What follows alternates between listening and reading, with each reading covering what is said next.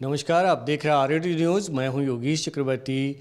BJP विधायक राजू सिंह राजू की मुश्किलें कभी घटती दिख रही है तो कभी बढ़ती, यानी कि लुक्का छिपी का खेल जो है कानून उनके साथ खेल रहा है। अभी उन्हें सीओ-सीआई मामले में जहां जमानत मिली, वहीं तुलसी राय अपहरण कांड में भी उनके गिरफ्तारी पे अस्ते लग गया है, रोक लग गई है।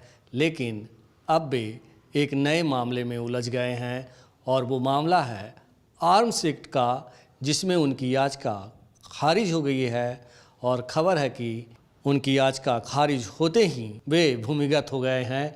और इसी मसले पर हम बात करते हैं आरएडी न्यूज़ के राजनीतिक संपादक हेमंत कुमार से। हेमंत जी, क्या है मामला? ये सबको पता है कि जो साहेबगंज से ये बीजेपी के विधायक हैं राजू सिंह राजू, उनके खिलाफ 3 मामले जो फिलहाल जो चर्चा में हैं। एक तो सबसे बड़ा मामला था जो पारू थाने में दर्ज हुआ था 179/2023। वो था सीओ और सीआई को बंधक बना करके पिटाई करने का मामला। और उसके बाद जो दूसरा मामला दर्ज हुआ था वो था राजद नेता तुलसी राय के अपहरण का। तो इन दोनों मामलों में पहले तो वो तुलसी राय अपहरण कांड को में जो मामला दर्ज हुआ था उनके खिलाफ, उस मामले को रद्द करवाने के लिए वो हाईकोर्ट आए कि एफआईआर ही गलत है, हमने ऐसा कुछ किया नहीं है और एफआईआर मनगढ़ंत है, इसको रद्द किया जाए। तो उस पर अभी हाईकोर्ट में 2 बार सुनवाई हुई और लगातार बैक टू बैक पहला दिन सुनवाई हुई, दूसरे दिन उस पर सुनवाई हुई। और पहले ही दिन कोर्ट जज ने ये कहा कि उनकी गुजारिश पर कि जब तक इस मामले की सुनवाई हो रही है तब तक इनके खिलाफ कोई हार्श एक्शन नहीं हो, यानी कि गिरफ्तारी और कुर्की वगैरह नहीं हो। तो उनमें उसमें एक तरह से एक अस्थायी स्टे मिला हुआ है गिरफ्तारी पर। दूसरा कि सीओ-सीआई वाले मामले में भी जमानत मिल गई, उसमें SC/ST एक्ट लगा हुआ था, लेकिन उसमें जमानत मिल गई है। और जमानत मिलने के बाद और जो उसमें तुलसी राय वाले मामले पर स्टे मिलने के बाद वो जो भूमिगत थे तो फिर बाहर आए और उन्होंने मीडिया से बातचीत भी की, जो सब लोगों ने देखा। और उन्होंने कहा कि ये सब सच्चाई सामने आ गई है, अब सबको पता हो गया है कि मेरे खिलाफ मनगढ़ंत ये आरोप लगाए गए थे। लेकिन आज जो आया कि जो उसी मामले में जब तुलसी राय का अपहरण हुआ था तो उनके घर से पुलिस ने हथियार बरामद किया था और वो हथियार किसी दूसरे के नाम पर है। वो बताया जाता है कि उनके रिश्तेदारी के में कोई दादा हैं उनके नाम पर है और उसके लाइसेंस का भी कुछ इशू है, जिस वजह से उनके खिलाफ ये मामला दर्ज हुआ।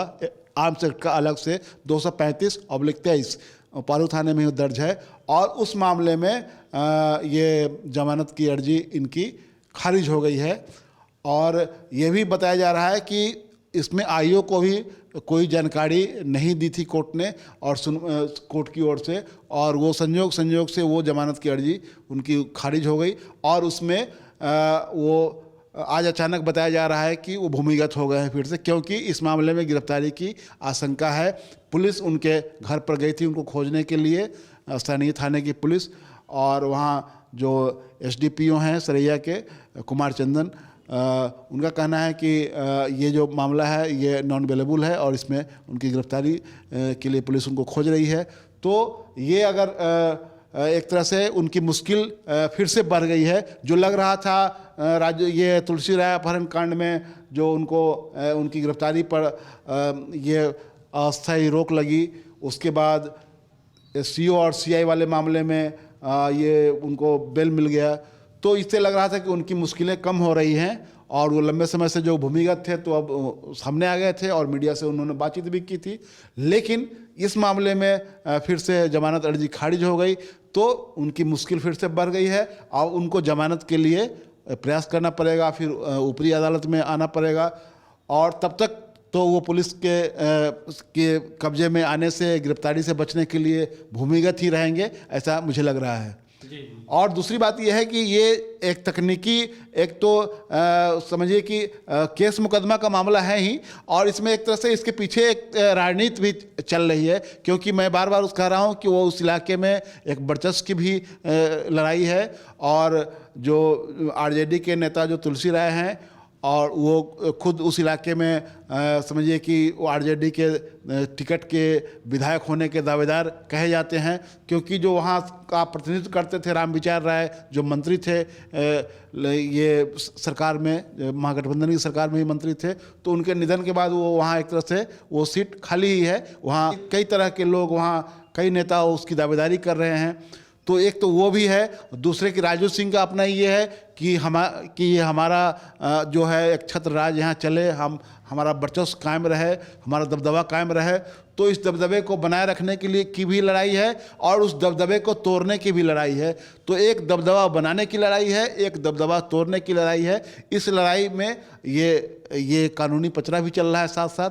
तो एक सह और मात का जो कहते हैं खेल चल रहा है, वो चल रहा है। तो पहले लग रहा था कि मुश्किलें कम हो गई हैं इनकी, लेकिन आज के बाद ये लग रहा है कि फिर से मुश्किल बढ़ गई है। जी।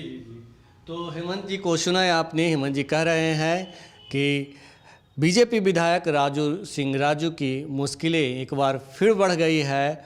और जैसा कि ये बार बार कहते हैं कि इलाके में वर्चस्व की लड़ाई है और इस वर्चस्व की लड़ाई में दोनों एक दूसरे को शह और मात देने की कोशिश में जुटे हैं। बहरहाल कहते हैं कि कानून का हाथ बहुत लंबा होता है और वो देर सवेर जो भी अपराधी होता है उसके गिरेबान तक पहुंच ही जाता है, भले ही कानून की चक्की धीरे चलता हो। फिलहाल इतना ही। नमस्कार।